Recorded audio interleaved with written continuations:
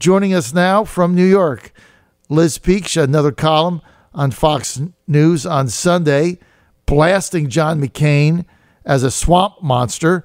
No Graham Cassidy. Although now the Republicans trying to put another $15 billion in it to sweeten the pot. But yesterday, Ted Cruz saying he's probably out. Mike Lee is out. So this thing is imploding as we speak. Plus NFL. Liz Peek, good to have you with us, Liz. Good morning. Thanks for having me on. Liz, do you root for the Jets or the Giants? Well, we're basically ambidextrous. We'll go with either one is winning, and right now that's the Jets, obviously. But, I'm glad you brought up the NFL because I am incensed about this 200 people taking the knee as the national anthem is played. I consider these guys overpaid, overpampered, overprotected, and frankly, I think a lot of them are thugs. And the fact that if you look at how many NFL players are arrested every year for assault, battery, carrying a hidden weapon, beating up their girlfriends and stuff, it's appalling. And if you look at how many times the charges are dropped, almost always, because guess what? They're witnesses are paid off, the girlfriends refuse to testify, etc.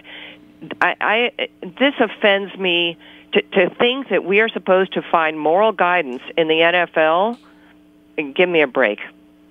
I couldn't agree with you more, Liz. And I want your perspective on this because you're probably a casual football fan, right? Not like people like Michael and I that watch ESPN all day Saturday and try to figure out what the strategies are for Sunday. But, I was appalled by this. Now, let's get to the president's comments. The NFL players that didn't stand for the anthem said that the president, it's his fault that he incited this whole thing.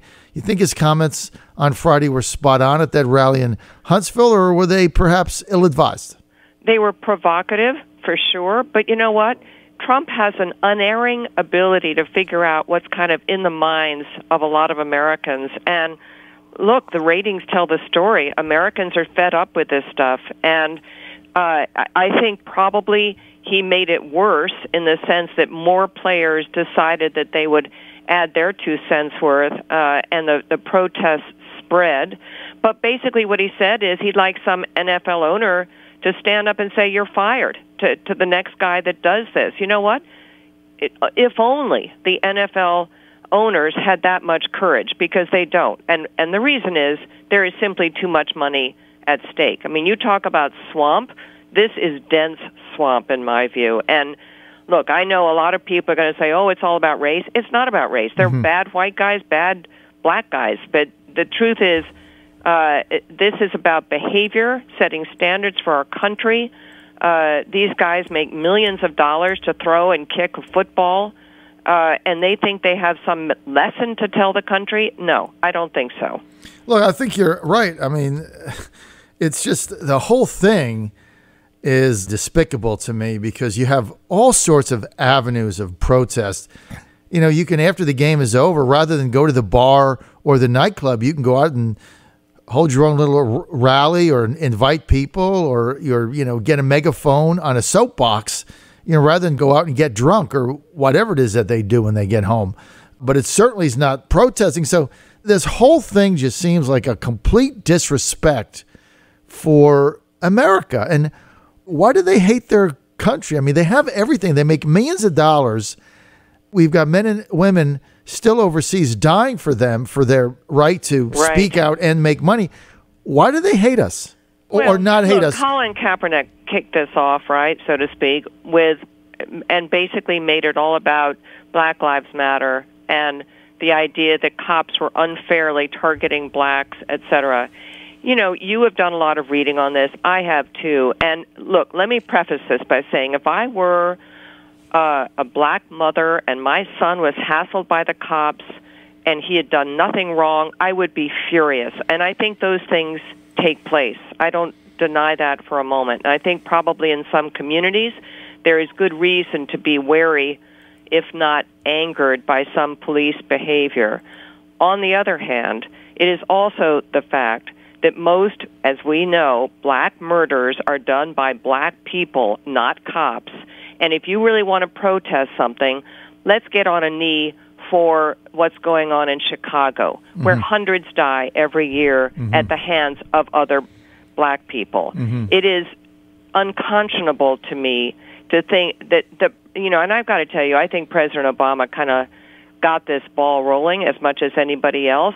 Even FBI Director Comey, who we know is a pretty political animal, has pushed back against this anti-cop narrative, basically saying it is just simply not true. And, it's too bad that you have all these stars and various other people sort of accepting the headlines, never doing the research, and coming up with a narrative that is essentially false, which is that cops are much harder on blacks than they are on whites. And people like Naomi Riley have written about this. Jason Riley's written about this. It just doesn't, it's not true, but it's politically convenient. It was politically convenient for Obama. And it's something that I think is just really, really tragic, because it has really divided the country along racial lines in a way that hasn't happened in decades. Liz, let me ask you this, because I agree with you 100%. I think you're spot on with everything that you just said. But let me ask you this. I mean, should football fans like myself, and I'm a Tennessee Titans fan. By the way, I saw the Giants game. I saw the whole game on tragic. On Sunday. Oh, Mike's an Eagles fan, so he's happy. But, I mean, talking about giving a game away, they had 2 touchdowns called back. 2 times they had 4th and 1. One on the 1-inch line, the other one on the 7. They couldn't make those. Yeah. Then they get beat on a 61-yard field goal at the end. Goal? I know, really. A time ran out, and even that, I mean, the Eagles never should have had the ball. The Giants got the ball back in a tie game with 57 seconds to go. There's no way the Eagles get that ball back, or a minute and 25, I think. So all that happens. They lose. They're 0-3. They're done. Yeah, and what do we have? Odell Beckham pantomiming, peeing like a dog on the field. Now, you know what? I mean, that's why, forgive me, but that's why I don't take his Black Power salute very seriously. I mean, come on. These guys, as I said earlier, are feel entitled. They are treated like celebrities, which they are in many cases.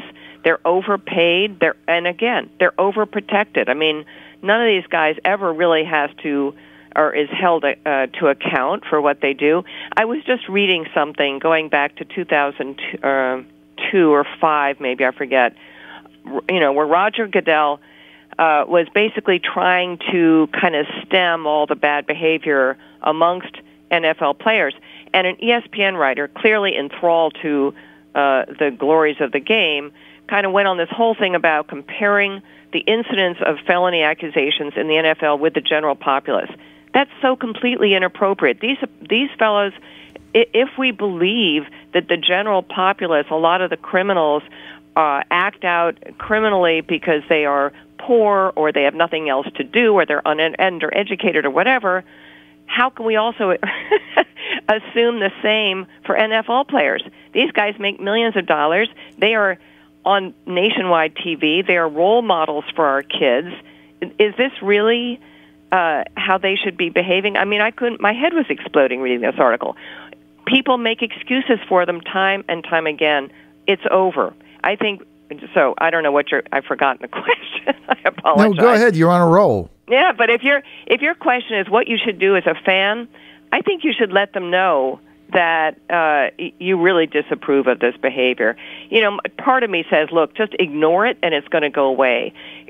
What's so irritating is Kaepernick kind of got it rolling, and then, of course, now it's kind of been re-energized by the fact that he didn't get a job. Why didn't he get a job? Because he wasn't very good. Because he sucks. Yeah. So, I mean, is that a racial commentary? No. It was a it's no more than somebody meritocracy. texted in earlier, one of my listeners, and said, well, it's, Tim Tebow didn't get a job because he kneeled, because he would pray and kneel. No, Tim Tebow didn't get a job because he was not a very good quarterback at that level. He didn't have the arm strength or the size. That's why he didn't get a job. That's why Kaepernick doesn't have a job. But look, the whole thing is really ridiculous as far as I can see. And as a football fan, it really is disturbing to me because I was saying this earlier. I mean, I do politics, as you know, Liz, all week, right? I get up on Monday. Relax on the I weekend, get up on right? Monday Watch at 3:30 a.m. and between my show and talking to people and CNN 3 nights a week until Friday at midnight, I'm doing politics. I get up on Saturday. I want to watch football. I put on ESPN on Sunday. All I'm interested in, I'm a Titans fan. All I'm interested in is ESPN analysts telling me how Tennessee is going to stop Seattle's run game. That's it. I'm not interested in any of this. Yet I got to have it fed to me and then protests and they stay in the tunnel and the whole thing has pissed me off. And, you know, I just want my football back. Yeah, right? No, I think most people would agree with you and it is really offensive. I don't know how we get back to this. Honestly, I think, again, I really fault President Obama because I think he just politicized everything. Right. I think he dug down on the racial identity and gender identity issues that the country really hadn't focused on until he came along. And then that's all we heard for 8 years. So, of course, all the groups that he identified as being underprivileged, underserved, etc., you know, began to think that there was more of a problem there than there really was. I mean, I actually think that's true. But look, as I say, I am sure there are grievances that are real. I don't think NFL players have much to really complain about. Me either. Okay, we got 4 minutes. John McCain, he bails again. You had a column on it, which prompted my call that I thought was excellent. Would you elaborate on this? Look, I think that John McCain is harking back nostalgically to an era where there was regular order in the Senate. He wants bipartisanship to reign once again. He wants to go back to when he worked with his good pal Ted Kennedy, who apparently, according to his profile on 60 Minutes last night, you know, was a good friend, and he thinks about him a lot. Those days are gone. I mean, I don't know where he's been because basically we have a hardened, divided political class. It isn't just all of us commentators who are creating this. They have created it themselves. When Nancy Pelosi and Chuck Schumer basically deride the president who has been duly elected, vow to resist every single thing he wants to do, you go elsewhere to solve your problems. What really infuriates me, two things. One, Arizona is one of the worst hit states by Obamacare. Their premiums soared. They were the highest increases in the nation last year. Because it's so expensive, 19% of the state has no medical coverage. And Arizona voters reelected John McCain to a fifth term because he vowed to get rid of Obamacare over and over again. That is what he promised to do. So you talk about Republicans not keeping their promises. John McCain is first and foremost. Last night, 60 Minutes ran a rather glowing profile of, yes, very ill John McCain, who was, yes, a true war hero. And I take nothing away from that. I've always respected enormously what he did in Vietnam. But they should have asked him, okay, how are you going to follow through on your promises to voters? Because this is sort of fess-up time. And when John McCain voted no on Graham Cassidy, by the way, his best friend in the Senate is Lindsey Graham. So it shows that not only does he have no respect for his party, but also no loyalty to his friends. What did he think would be the aftermath? That the country would say, the Senate would say, oh, yeah, now we're going to hold committee hearings and come together in a bipartisan way to fix Obamacare? No, it's not going to happen. Unbelievable. It is. What you say about Arizona is so true. They've been hardest hit. He lied to his constituents. He lied in the campaign trail. Kelly Ward actually beat him on election day, but they had the machine that got out the early voting and the absentee voting, and that put him over the top. And, now we're stuck with this whole thing. And there's no way that this is going to pass because they've already lost McCain. Collins in Maine isn't going to vote for it. I don't know where Murkowski is, but... Well, and what's also annoying, I had people coming back to me on Twitter saying a man of conservative principles. The foremost conservative principle, one of the top two or three, certainly is states' rights and federalism. This is actually a really kind of brave effort to raise that flag again and say, you know what? your governor, your mayor, those people actually are more attuned Right. to your needs than the federal bureaucracy. So in every way, including philosophically, this is a huge thumb in the nose or whatever of his party. Well, I love the bill simply because it turned the power and the creativity back to states and back to people closer to the patient. And, now the Graham Cassidy, I think, has added another $15 billion to it. Maybe they'll get the 50 they need. I think it's a great idea. I would love to test it. I mean, I would just love to see what happens. Maybe some of these governors would be able to figure it out. But the main thing is each state could do whatever they pleased. That's right. So if Vermont wants, Bernie Sanders socialized medicine, they can have that. Yep. If Moonbeam wants single payer in California, he can have that. If Wyoming wants a certain thing, they can have that. And their governors and state representatives will decide. I think it's a brilliant plan. It worked with welfare reform. It worked with the CHIP program. Why not give it a shot? Get out of the box. I couldn't agree more. And it's going to also be infuriating when the CBO comes up with numbers which are completely bogus. They have absolutely no way of scoring this thing because they'll have no idea what all 50 states are planning to do. So, of course, people won't disregard it because it'll look bad for the bill. They should disregard it.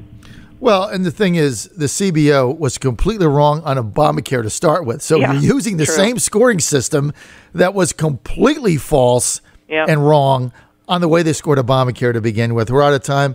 I want to thank Liz Peek for being with us. Very passionate today about this NFL stuff, even though her New York Football Giants are 0-3 and they're basically gone. No 0-3 team has made the playoffs in NFL history, so they're done. They should have won that game yesterday. But the Jets, new life.